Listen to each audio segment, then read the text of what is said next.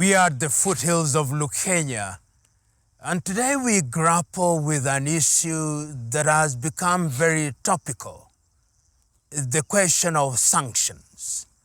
It is easy to look at sanctions in their contemporary character, but sanctions as a weapon of a political kind and one of an economic kind must be given historical context. One will remember that in the early days when African countries were finding themselves in the midst of what was described as the political contestation, the Western world particularly kept a blind eye to some of the worst activities of individuals in African politics. If one is permitted, one will remember in the early 1960s of individuals such as Moise Chombe, who is recorded to have run away from the Democratic Republic of Congo with 890 bags of gold coins and found himself in Europe.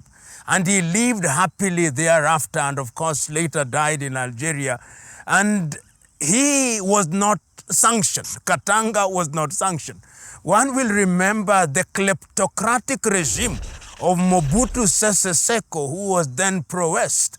And nobody remembers a day when Mobutu Sese Seko was sanctioned. One will remember Jean Bedel Bokassa of the Central African Republic, who we know was one of the worst dictators and who embezzled funds, and he was never sanctioned.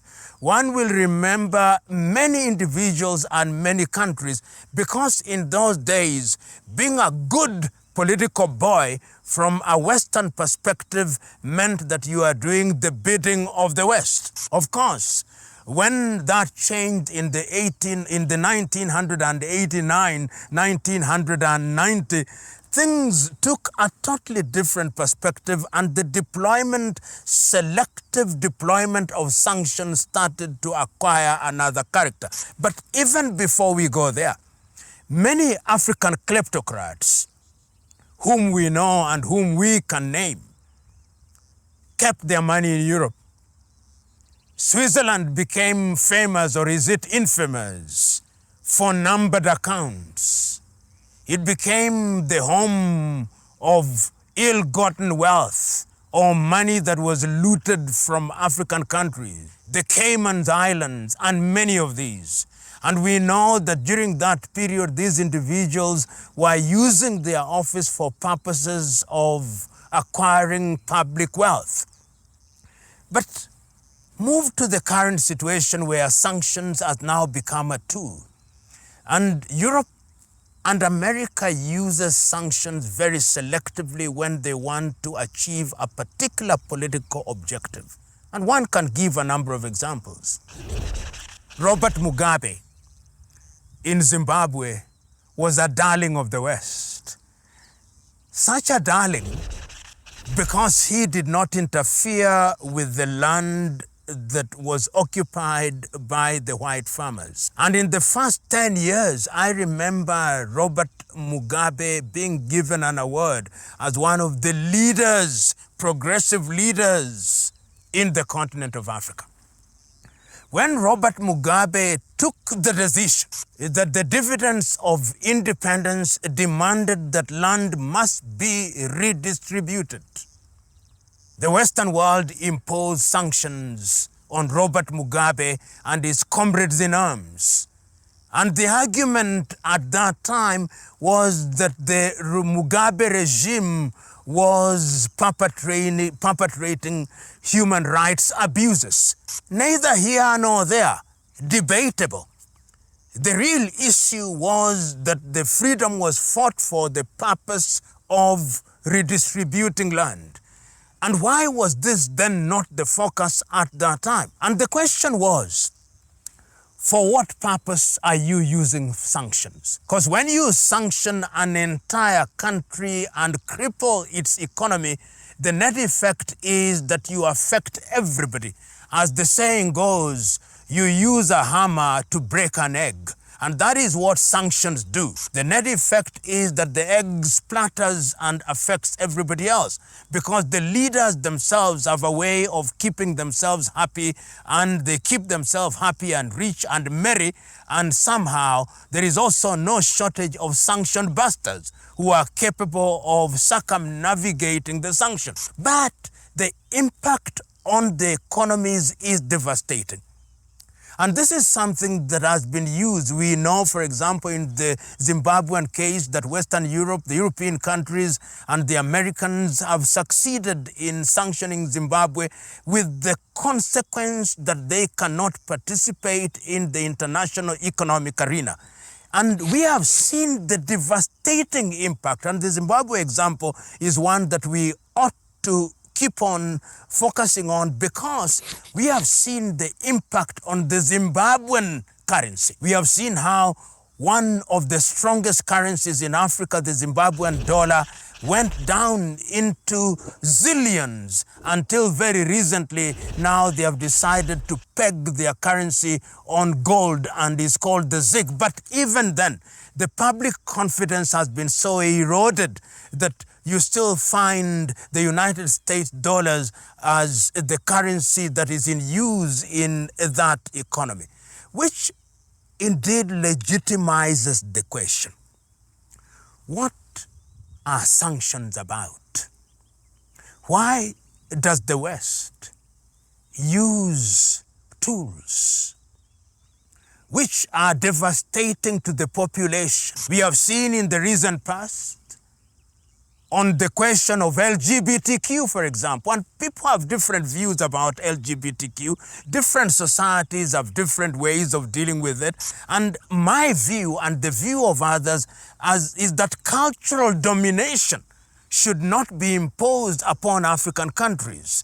Let the countries do what they want, but don't use it as a means of impacting on the economies of other countries. We've seen the Ugandans being told that if you do not have legislation that supports our perspective as Europe and America on LGBTQ, then we are going to sanction you. And indeed, Uganda has been removed from the African growth opportunity by the United States of America. We see the Ghanaians are also being dealt with in a similar way. What one is saying is that there is no one size fits all in all these things, and every country should be given the opportunity of doing what is culturally acceptable, and not to use sanctions as a tool which is designed to achieve short-term and long-term political interest. Another use that sanction is now being deployed to achieve is to impose leadership on Africans. We saw this in the early days in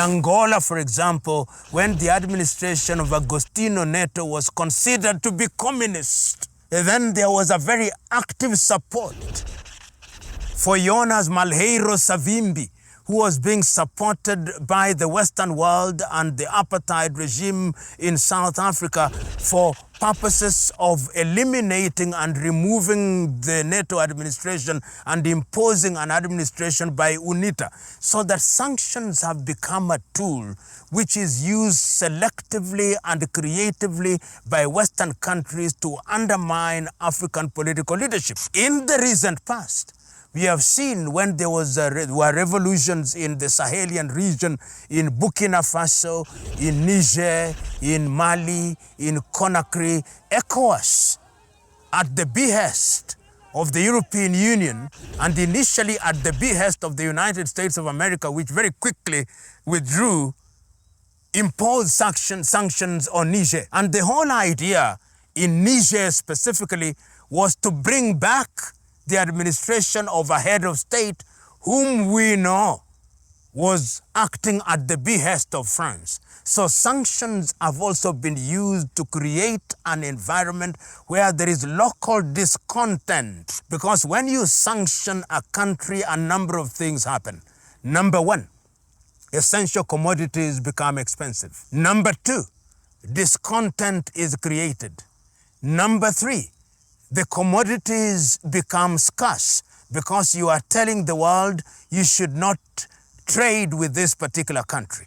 And the idea is that once internal discontent has been generated, then it will lead to a revolution, and that revolution will propel into power people and individuals who will do the bidding of the countries that are involved in sanctions. It is never lost on me that when sanctions are being deployed and elections are taking place, these observers, particularly from the Western world in the European Union, then come and either give a clean bill of health to the election, or they say that the election has not been conducted in a proper manner, and then they use that to justify the extension of the sanctions. And another very debilitating impact of sanctions in the world is that a country that is sanctioned is excluded from the international market. And when you are excluded from the international market, it means that your goods and commodities cannot be traded. We have seen that, for example, in Sierra Leone, when they came up with this idea of blood diamonds.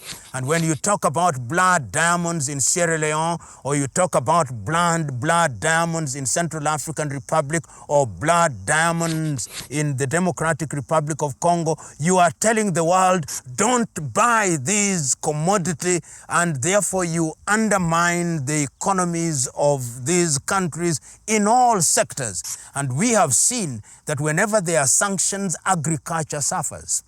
Whenever there are sanctions, health suffers. Whenever there are sanctions, everything suffers. I'll give the example of Sudan, which is now on the brink of a civil war. For a long time, under the administration of Omar al-Bashir, the Sudanese were under very heavy sanctions from the United States of America and by extension Europe, and the net effect is that the Sudanese economy was laboring in a manner that could not satisfy the population, and some of the things that later degenerated in this conflict can then be seen to have emanated from the sanctioned regime. It is also instructive to note that whenever there are sanctions, then it leads to armed conflict. It is never lost on me that in countries which are under sanctions, you will always find that there are insurgents who are then given the wherewithal by the sanctioning countries to undermine the countries that are under sanction. It is in this regard that we must understand the ongoing sanctions in Central African Republic, the ongoing sanctions in northern Burkina Faso, the ongoing sanctions in Niger, the ongoing sanctions in Guinea-Conakry, and of course the ongoing sanctions to a certain extent in Guinea-Bissau and the Democratic Republic of Congo. So that in a nutshell, one sees that sanctions are not indeed designed to create a world which is devoid of criminals or to create a world where there is freedom, but sanctions have become a political tool which is used to whip countries into line economically and particularly politically, so that they move like sheep in the direction which is recommended and approved by the sanctioning powers, largely to the detriment of the population. The time is now for the world and multilateral institutions to ask whether unilateral sanctions, which do not have a badge of approval or do not have the imprimatur of the United Nations, is to be justified at all. In the African context, I think that the time has come for the African Union to ignore some of these sanctions, particularly if they are not approved by the African Union and if they are not in the best interests of the entire continent. Sanctions are a whip which is used selectively and to the detriment of African countries and indeed different countries in the world. Perhaps as we have this break, let me use the Kiswahili word asanteni sana, which means thank you for listening. Let's come back again in a short while.